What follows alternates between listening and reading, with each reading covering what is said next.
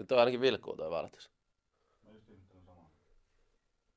Moi Minski. I wanna see some mother... Moi Tiina. Vanha lumppu. Mitäs on mennyt? Joko pystyt istumaan?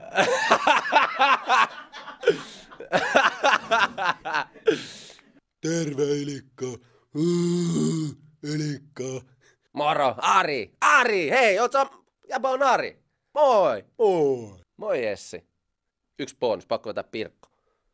Moro Pirkko. Nyt on sun semmonen jumbo-bonus nimeksi, että woohoo! Soita mulle 040. Mä oon aina halunnut mennä naimisiin Pirkko-nimisen naisen kanssa. Sanoispa sun numero.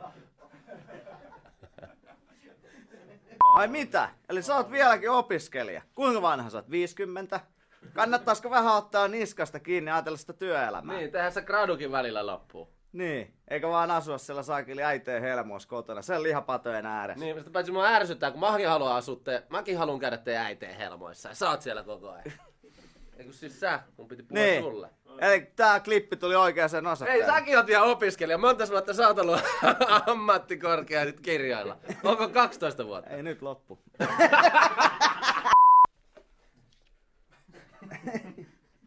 Voi, vähän niinku naulaas. Taulua seinään, eihän sitä voi kieltää. Niin. Siis tää on selvästi tää rakennusliitto. Taas tuli punaista valoa. No niin. Valmius. Ääni. Maailma on sen verran karu paikka, että aina löytyy joku, joka yrittää kustaa sua linssiin. On se sitten sun oma pomo, joka on pimittänyt sun liksaa, ja sä joudut lakitupaan selittelemään, puolustelemaan oikeuksia. Selittelemään. Ja käsiä tää sormet poikki. Jep, sun kaveri sanoi, että sä oot löysälläntä tyyppi. Löysälläntä. Poikki.